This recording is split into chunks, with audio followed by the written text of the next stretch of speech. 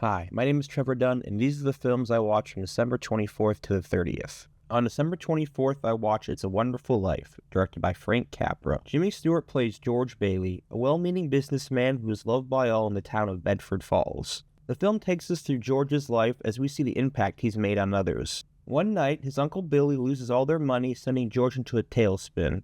He's about to jump off a bridge until he meets an angel named Clarence, played by Henry Travers. He helps show George how important he is. It's a Wonderful Life is a timeless classic that should be watched yearly around Christmas time. The film is so important. It's about pulling together as a community, being there for people when they're down at their lowest. Jimmy Stewart is excellent as George Bailey. He's so likable and charming and relatable. Lionel Barrymore plays the evil Mr. Potter to perfection. He encapsulates completely the corruption of money and power, and we hold all the cards you're not willing to share with others. It's a Wonderful Life is an amazing film with a wonderful message. Go watch it. On Christmas, I watched A Christmas Story, directed by Bob Clark. Ralphie, played by Peter Billingsley, only wants one thing for Christmas: a Red Ryder carbine-action 200-shot range model air rifle. But every authority figure in his life, even Santa, says the same thing. You'll shoot your eye out, kid. No. Shoot your eye out. Oh, no. You'll shoot your eye out? You'll shoot your eye out! You'll shoot your eye out!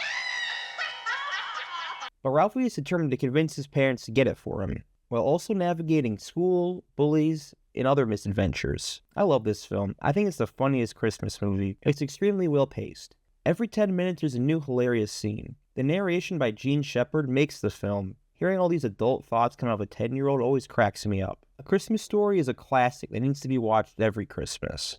The same day I watched Superman, directed by James Gunn. David Cornsweet plays Clark Kent/Superman. He has to face off against Lex Luthor, played by Nicholas Hoult, who always seems to be one step ahead of him. He's also dealing with his relationship with Lois Lane, played by Rachel Brosnahan. I really enjoyed Superman. It's by far the best superhero movie of the year. I thought Gunn hit it out of the park. All the action scenes look great. The humor works for me for the most part, and the main leads are excellent. It made me feel good to watch a superhero movie because there's been a lot of slop for the past couple years. My favorite scene didn't even have any fighting. It was just when Clark and Lois were sitting down and talking about the impact of Superman. But Superman is about inspiring hope.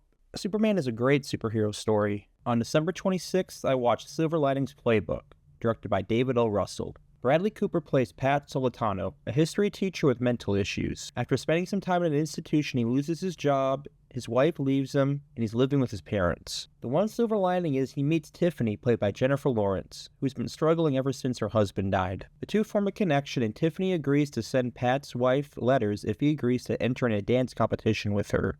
Pat also deals with living with his father, Pat Sr., played by Robert De Niro, who also lost his job and is now a bookie. He's a complete psycho when it comes to the Eagles. He has all these superstitions, and I kind of relate to that as a sports fan.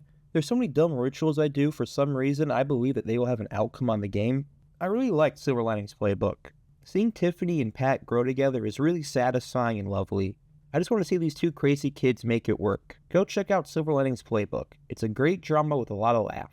On December 27th, I watched Marty Supreme, directed by Josh Safdie. Timothy Chalamet plays Marty Mauser, an aspiring table tennis star. He dreams big of becoming the face of table tennis, but nobody believes in him, so he steals $700 from his uncle to get a flight to Paris to compete in the championship.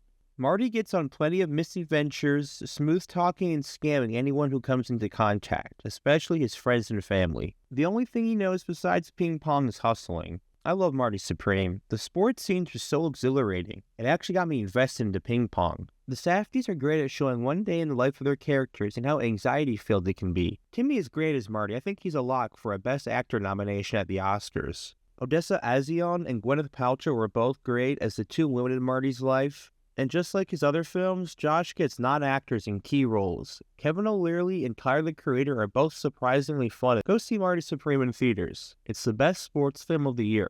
On December 29th, I watched The Departed, directed by Martin Scorsese. Leonardo DiCaprio plays Billy Costigan, an undercover cop investigating an Irish gang led by Frank Costello, played by Jack Nicholson. Frank has a cop working as a mole for him, Colin Sullivan, played by Matt Damon. They're both tasked with exposing the other. I love The Departed. It's one of my favorites. I'm a little surprised that this is the film that got Marty his Oscar, because it's a remake of a Hong Kong film, Infernal Affairs. Still, it's such a fun film. Alec Baldwin and Mark Wahlberg give some of my favorite supporting performances. One of my favorite scenes is when Wahlberg is ripping on DiCaprio. You, however, grew up on the North Shore, huh? Oh, la-di fucking da. You were kind of a double kid, I bet, right? Huh? One kid with your old man, one kid with your mother. You're upper middle class during the weeks, then you're dropping your eyes and you're hanging in the big bad Southie projects with your daddy the fucking donkey on the weekends. I got that right? Yep. You have different accents? You did, didn't you, you little fucking snake? You were like different people. You a psychiatrist? Well, if I was, I'd ask you why you're a statey making 30 grand a year, and I think if I was Sigmund fucking Freud, I wouldn't get an answer. So tell me, what's a lace curtain motherfucker like you doing in the States? Go watch The Departed. It's one of the best films set in Boston. The same day I watched Speed, directed by Jan de Bont. Keanu Reeves plays Jack, an FBI agent part of a bomb squad. After foiling a bomb plot from Howard Payne, played by Dennis Hopper, Hopper seeks revenge by blowing up a bus next to Jack. He calls him and says he put a bomb on another bus, and if it drops below 50, it will blow up. So Jack races to save the passengers. Speed is one of the best summer blockbusters. It's exactly what you need. The set pieces are incredible. Keanu could have been a stuntman. He makes all the action look effortless. Sandra Bullock is great as Annie. Her and Keanu have great chemistry and banter. Hopper is fun and hammy as the villain. Every second he's on screen is a treat. Speed is a great action flick. Go watch it with some friends. On December 30th, I watched The Talented Mr. Ripley, directed by Anthony Minghella. Matt Damon plays Tom Ripley, a smart, ambitious young man who has a taste for the finer things. After pretending to be from Princeton, he convinces Mr. Greenleaf, played by James Rebhorn, that he can find his son Dickie, played by Jude Law, and bring him back. But Tom forms a friendship with Dickie that turns into an obsession. Tom starts slowly becoming Dickie. I think this is Matt Damon's best performance. The fact that he didn't get nominated for Best Actor that year is a crime. The Talented Mr. Ripley has a stacked cast. Jude Law, Gwyneth Paltrow, and Cate Blanchett are great, but my favorite performance is by Philip Seymour Hoffman as Freddy. He plays a great slimeball. The backdrop of Italy is like its own character. After watching this, I want to take a trip immediately. The location scout did an amazing job. The Talented Mr. Ripley is a great film. It ran so Saltburn could flop on the floor. Go watch The Talented Mr. Ripley, a much better film. These are the films I watched from December 24th to the 30th. Thank you for watching, and I'll see you next week.